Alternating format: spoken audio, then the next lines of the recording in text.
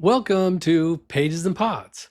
The 20th century mystical scholar Rudolf Steiner opened our eyes to the understanding of the supersensible world. In his lecture series, Egyptian Myths and Mysteries, he presents the cosmological evolution of the human spirit from the beginning of the solar system to the seventh cultural epoch, when humanity prepares to transcend into an angelic form.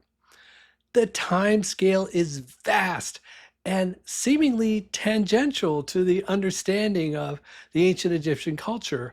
However, from Steiner's perspective, we can't know where we're going if we don't know where we began. In this episode, we will compare Steiner's explanation of the development of the Earth, Moon, and Sun to the normative scientific explanation of the solar system. You'll be surprised how well they align.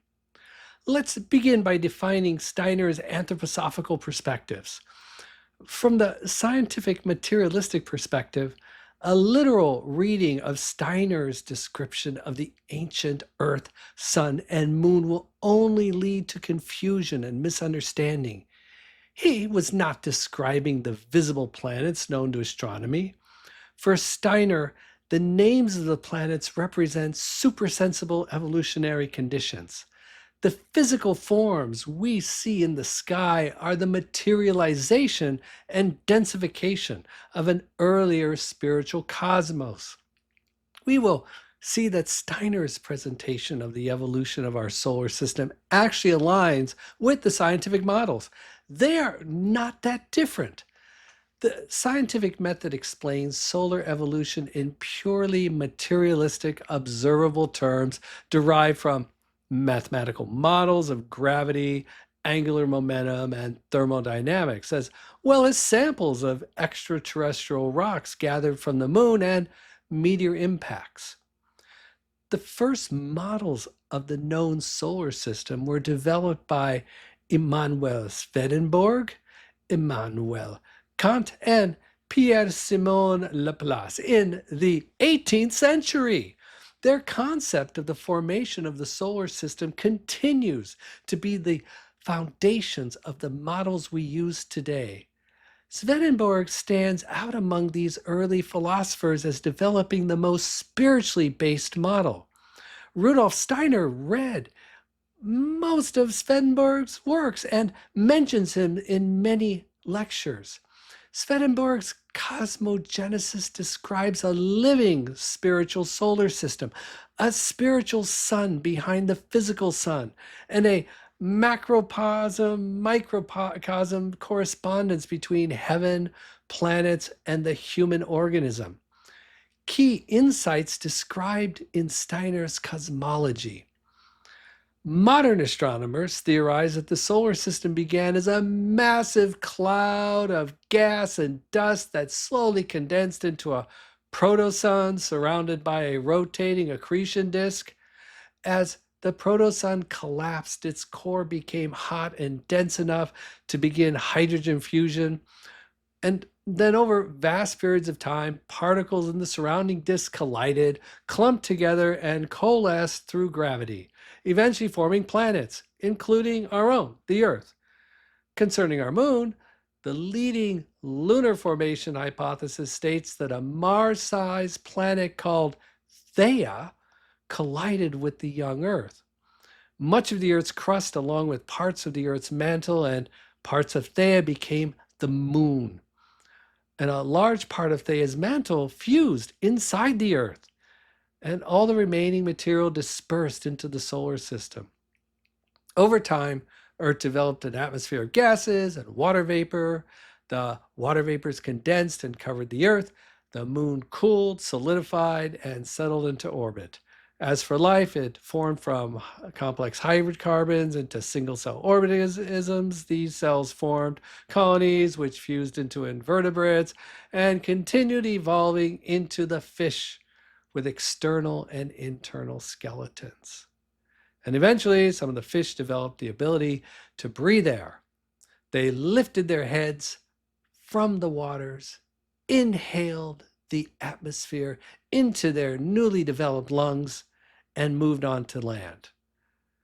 The scientific model is believable if you believe that nature desires to evolve into increased complexity. It explains evolution as a sequence of fortuitous, successful recombinations. Rudolf Steiner presents a vision of the same pattern of evolution, but with a guiding spiritual hand. The evolution of Earth is not accidental, but aligns with the goals of higher spiritual entities. Steiner describes a sequence of spiritual planetary conditions through which both the cosmos and the human being evolved. He describes earlier states of cosmic, non-material existence. Ancient Saturn, ancient sun, ancient moon, and only later Earth.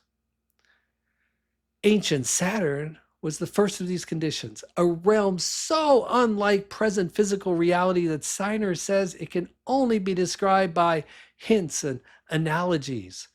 The condition called Ancient Saturn marks the beginning of Steiner's cosmogenesis. Existence was not yet mineral, watery, arid, or solid. It was a combination of warmth and will.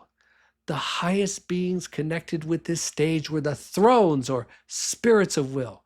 Some of these spirits sacrificed their individual evolution to contribute to the development of the human form. Why would they do this? The ultimate transformation of the human into its angelic form is essential to the ultimate stage of higher cosmogenesis. Guiding this process were higher spiritual hierarchies, including the cherubim and seraphim, you've heard of them, as well as the spirits of wisdom, spirits of movement, form, personality, fire, and life. They would enter into Earth's evolution in later stages of development. The time of ancient Saturn ended when it dissolved into the cosmic cloud and reemerged into a stage called ancient sun. The warmth conditions became more differentiated. At this stage, the spirits of wisdom played a central role, and the human germ received the first foundation of the etheric or life body. All existence began to turn inward, sensing its individuality. Steiner associates this time of ancient sun with the emergence of light, air-like conditions, and the first beginnings of cosmic life. This is not the present physical sun, but an earlier solar condition of whole Earth human evolutionary stream. The conditions of the ancient sun transformed into ancient moon, the next stage of condensation and differentiation. The spirits of movement became especially active, and the human being received the first foundation of the astral body. This stage introduced a more inward, dream-like consciousness and a stronger polarity between progressive and regressive beings occurred in this Earth phase. In Steiner's view, cosmic evolution proceeds not as non-conscious matter assembling itself randomly, but as hierarchies of beings working through changing states of warmth, light, life, movement, form, and consciousness. Only after these earlier conditions does Steiner describe the beginning of our present Earth evolution. At first, Earth still contained within itself the forces that would later appear separately as the sun, moon, and Earth. It was not yet a solid planet like we know it today, but a vast, undifferentiated spiritual physical condition, a kind of living cosmic mass.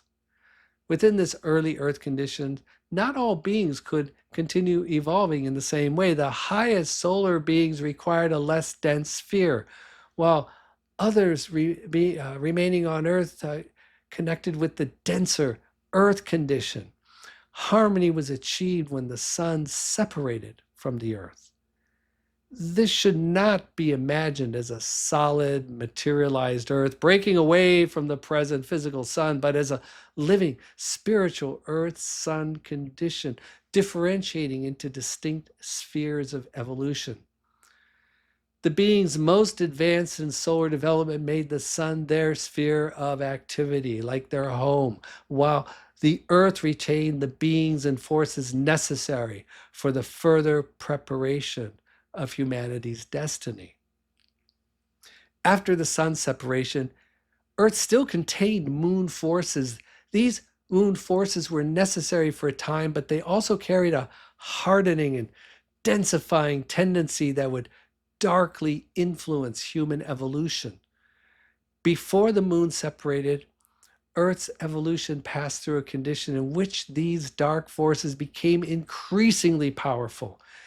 Eventually, the moon had to separate from the Earth to allow humanity to develop, allowing Earth to continue as the balanced field of human evolution.